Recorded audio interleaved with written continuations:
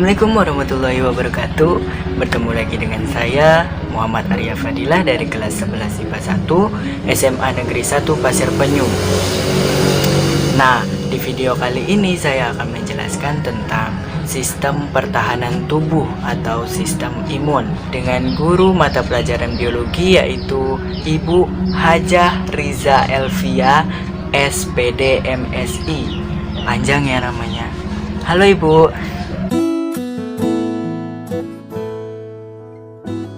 Nah, yang pertama pastinya kita harus tahu dulu apa itu sistem imun atau sistem pertahanan tubuh pada manusia. Sistem imun atau sistem kekebalan tubuh adalah sekelompok sel, molekul, dan organ yang bersama-sama secara aktif mempertahankan tubuh untuk menjaga dari benda asing yang ingin mendatangkan penyakit. Sistem imun ini ada dua, bisa dibagi menjadi dua, yaitu sistem imun yang memang ada dalam tubuh kita dan sistem imun buatan atau sistem imun adaptasi. Pertama ada kekebalan bawaan, yaitu kekebalan yang memang sudah ada pada diri kita. Nah, kekebalan ini adalah agen utama dalam mencegah benda-benda asing yang masuk ke dalam tubuh. Nah, kekebalan ini contohnya ada seperti air mata, air liur, mukus, dan lain sebagainya. Nah, lalu yang kedua ada kekebalan adaptasi atau kekebalan yang dimasukkan ke dalam tubuh. Nah, kekebalan adaptasi ini berfungsi sebagai kekebalan kedua, yaitu apabila virus-virus atau bakteri yang masuk ke dalam tubuh sudah sangat banyak dan tidak dapat dilawan oleh kekebalan utama pada tubuh kita. Nah, tubuh kita ini sudah memiliki mekanisme pertahanan non-spesifik. Nah, non-spesifik ini juga dibagi menjadi dua. Ada yang garis pertahanan pertama atau garis pertahanan utama dan juga garis pertahanan yang kedua. Fungsi garis pertahanan utama yaitu untuk penyaringan dan juga melawan secara cepat apabila ada benda asing yang memasuki tubuh seperti virus, bakteri, atau jamur yang dapat menyebabkan penyakit. Penyaringan ini dilakukan oleh kulit, mukosa, dan juga sekresi dari kulit dan membran. Nah, yang kedua yaitu garis pertahanan yang kedua. Nah, garis pertahanan kedua ini akan melawan apabila ada mikroorganisme atau benda-benda asing yang dapat melewati garis pertahanan pertama. Nah, pertahanan yang kedua ini dilakukan oleh sel fagositosit, peradangan, dan juga protein antimikroba. Jadi ketiga cairan yang ada di tubuh kita ini memiliki kekuatan yang lebih untuk melawan mikroorganisme yang mampu melewati pertahanan pertama tubuh kita. Nah, yang kedua, tubuh kita ini juga memiliki mekanisme pertahanan yang spesifik atau mekanisme pertahanan yang dibawa dari luar dan masuk ke dalam tubuh kita. Nah, mekanisme ini disebut juga dengan mekanisme bawaan. Nah, sistem yang ini lebih efektif dalam melawan mikroorganisme atau benda asing yang masuk ke dalam tubuh kita. Jadi, apabila ada mikroorganisme yang bisa melewati tahap pertama pada pertahanan tubuh kita, maka akan dilawan oleh kekebalan tubuh dari mekanisme yang spesifik ini. Nah, kalian tahu tidak ini? Siapa yang menjadi peran utama dalam kekebalan tubuh kita? Apa? Gak tahu.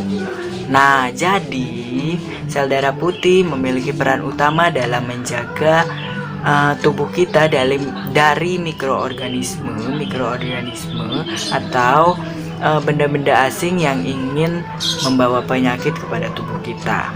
Nah, sel darah putih ini terdiri dari limfosit.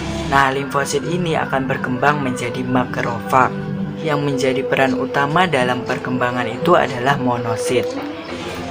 Oke, selanjutnya kita akan membahas tentang respon tubuh apabila ada mikroorganisme atau benda asing yang masuk ke dalam tubuh kita.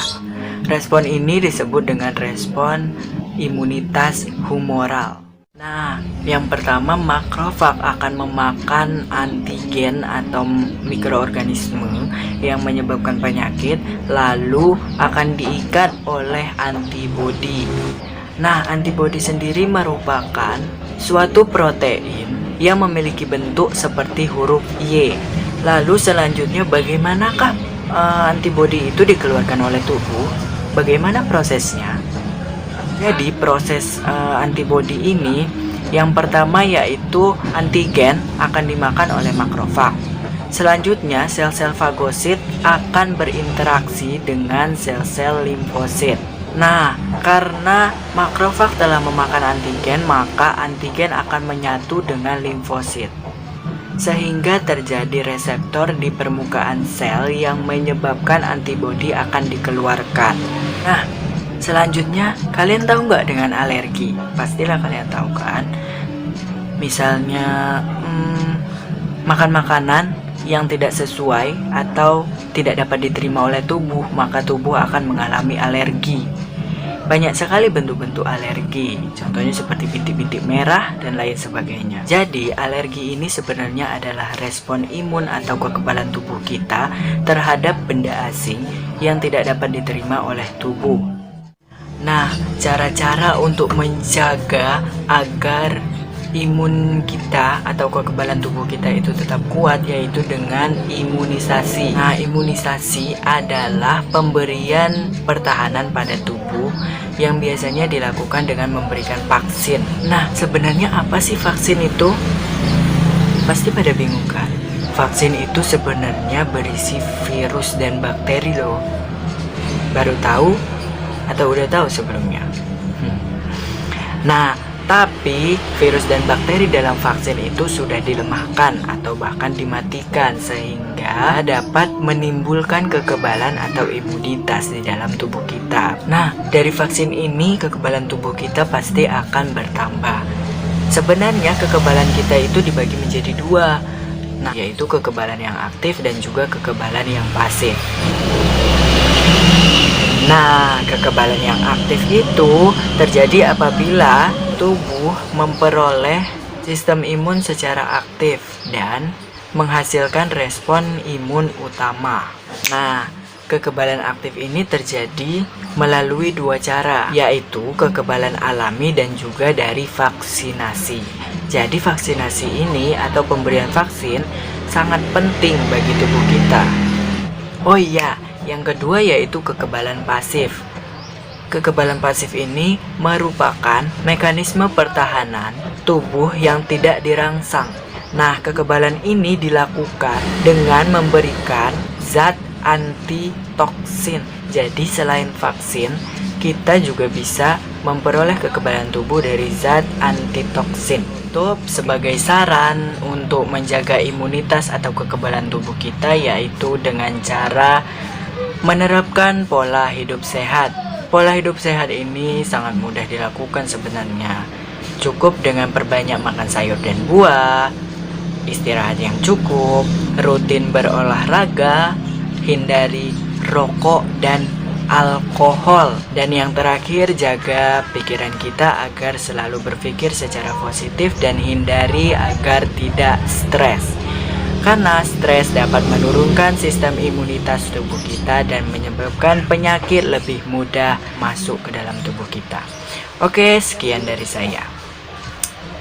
Oke, mungkin Mungkin hanya itu saja yang bisa saya sampaikan.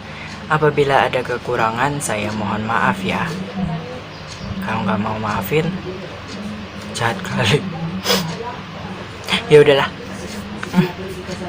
Oke, terima kasih telah menonton video ini. Wassalamualaikum warahmatullahi wabarakatuh. Terkhususnya untuk Ibu Hajah Riza Elvia, terima kasih Bu.